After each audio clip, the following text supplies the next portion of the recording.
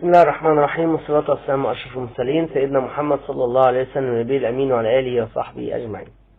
هنتكلم النهاردة في قضية إن إحنا الطبيب المصري لو توفر له إمكانيات بيبدع وبيبقى من في أعلى المراتب.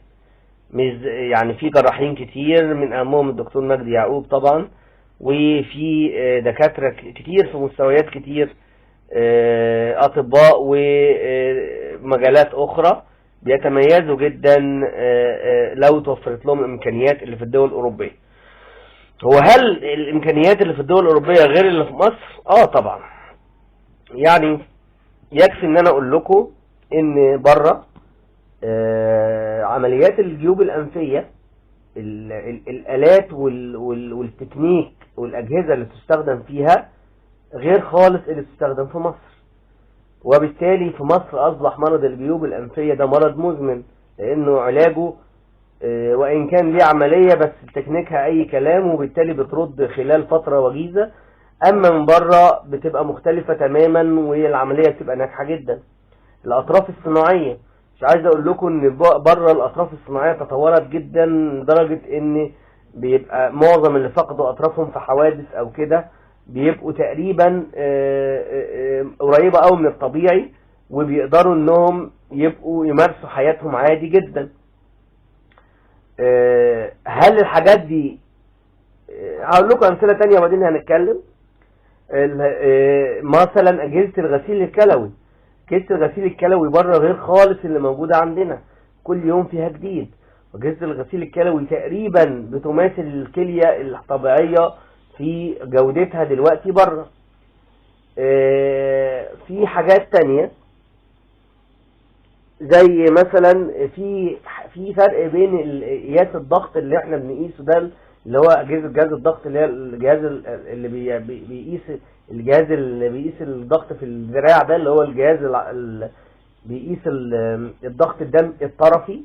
لكن في حاجة اسمها ضغط الدم المركزي اللي هو في الأوردة الكبيرة، وده ما تقدرش تقيسه غير بجهاز كبير جدا. حاليا اللي موجود في مصر موجود جهازين او 3 في المستشفيات الجامعية الكبيرة جدا، انه جهاز كبير جدا وغالي جدا. لكن بدأ دلوقتي حجمه يصغر في الدول الأوروبية، لكن لغاية دلوقتي يعني اللي عندنا الكبير. هل في فرق بين قياس الضغط المركزي وقياس الضغط الطرفي؟ طبعا. الضغط الأساسي الأهم واللي بيأثر على الأعضاء الداخلية والمركزي. الطرفي يعني ممكن يبقى خادع، أحيانا بيبقى طبيعي لكن خادع، لكن المركزي لا، ما بيخدعش. فطبعا المركزي أدق. في حاجات تانية تعمل كده. طبعا مضخة الانسولين، يعني دلوقتي بدأ بره يبقى في مضخة تحت الجلد للانسولين، بتتملي كل فترات، يعني كل شهر او كل شهرين، بحيث انها خلاص تظبط ليها سنسورز او مستقبلات بتعرف نسبة السكر في الدم قد ايه، وتبدأ تشتغل كمنكرياس صناعي، وبتتعمل تحت الجلد وتتملي بطريقة معينة. فبدل المريض ما يتشكشك 2 و3 يوميا انسولين، بقى بيتشك شكة كل شهر او شهرين. ودي طبعا ثورة في علاج السكر. المشكلة الحقيقية بقى ان الدول النامية مش مسموح لها ان يتصدر لها الاجهزة الحديثة الا باذن الدول المتقدمة. ودي طبعا يعني سياسات ما نقدرش نتكلم فيها.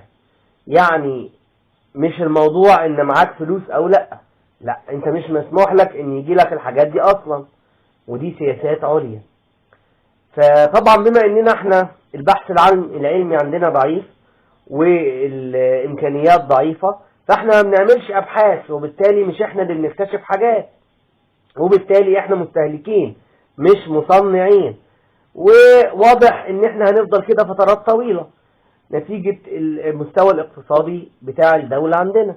ولذلك فاحنا يعني نتمنى ان الموضوع البحث العلمي عندنا يتحسن، ونبدأ احنا نبقى نعمل الحاجات دي بايدينا، عشان محدش يتأمر علينا ومحدش يذلنا ومحدش يتحكم فينا ويقول انا هقدر انا هديكوا الجهاز ده مش دلوقتي، بعد 10 سنين بعد ما اكون جبت احدث منه او صنعت احدث منه.